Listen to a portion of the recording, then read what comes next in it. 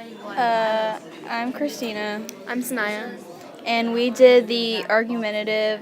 We're going to be teaching the argumentative essay. We chose the one from 2011, Form B.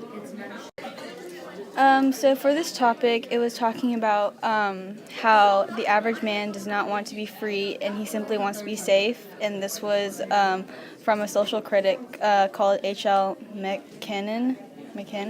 And our purpose statement that we made for this was H.L. McKinnon asserts that the average man wants safety over freedom, which is accurate in past situations, but as society evolves, it becomes less apparent as it becomes a less apparent concern for safety. Also in the prompt, it states to examine the extent, so you're basically agreeing or disagreeing. You're not stating your own opinion like a new one. You're just stating your opinion on to what extent you agree with his statement. And so to construct a purpose statement for an argumentative essay, you have to include the author that's mentioned in the prompt, and you include a rhetorical accurate verb, and then the rest of it is like your stance based on the prompt. So in this one, it'd be examining his ideas.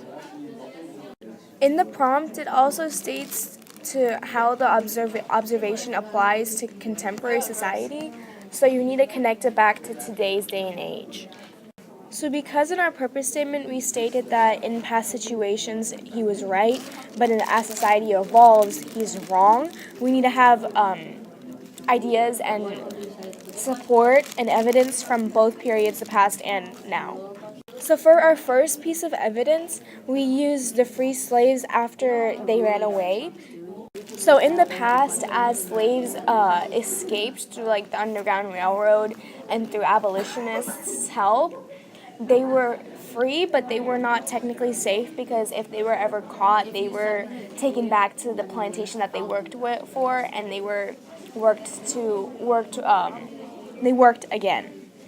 So in this case, the average man who is a free slave, or free slaves, like with quotation marks, they don't necessarily want to be free. They just wanted to be safe in their own house and with their family. And so, like, that example would be, like, in our first paragraph as we labeled 1 and 2 in the body paragraph section. And then another connection that we can make in the first paragraph would be Muslim women. So Muslim women are really oppressed in the Middle Eastern countries especially, and they're free to do what they want, but they're technically not very safe. I read this article one time that said that this one lady didn't wear enough clothing or something that she did wrong, and she was free and she wasn't indentured servant or anything, because that hasn't happened since 1700s, but she was free and she got stoned to death because she did something that was not okay. And that's a current problem between a lot of Middle Eastern countries and just everyone today. And so for our second body paragraph, instead of using physical safety, we did financial safety as a second point. And this was during the American Revolution, many individuals didn't want to be free, but rather not be controlled financially by the British, King George III. Yeah. And basically, we all know what happened in the American Revolution, but they kept getting taxes put on them, and all of that financial instability basically hurt the colonists' trust, and they just wanted to secede from Britain.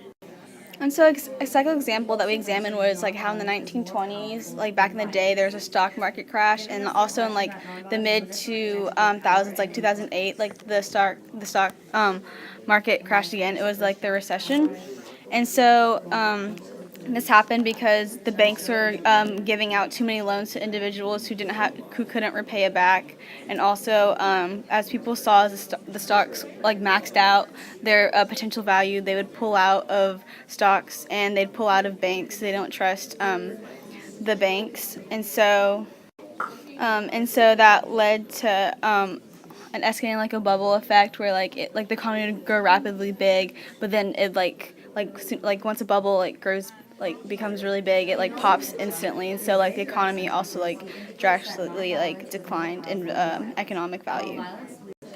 And this shows how like they like the American citizens had like freedom and like spending and buying whatever they wanted, but in doing so they were hurting themselves because they were spending more than they were making. So eventually, as like the economy like decreased and like it wasn't as good, people like preferred safety over freedom because they were afraid that they couldn't provide for their families, like such as food or like a home and like shelter.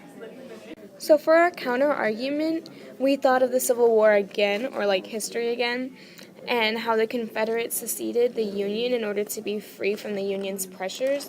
So in the Civil War, there was a lot of pressure coming from the Union, and that showed itself through like a bunch of riots that the Union did, and they just there was one massacre that they massacred like 10 Confederate army people, and so many people died. So they just wanted to be free, and also they wanted to be safe from the Union's pressures. So some people think that freedom and safety come hand in hand, and they're like a package deal. And we would put this counter argument in our first body paragraph since, again, like we were mentioning past in history and how it contradicts in today's society. And it's because we related it back to slaves. And for the conclusion, one can just rephrase the purpose statement and like the introduction and just make like a universal or like a worldly connection just to conclude your essay.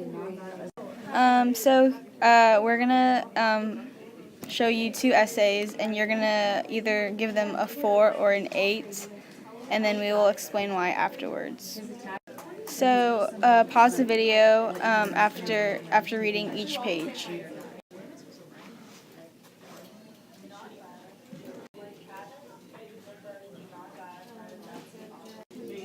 And this is essay 2.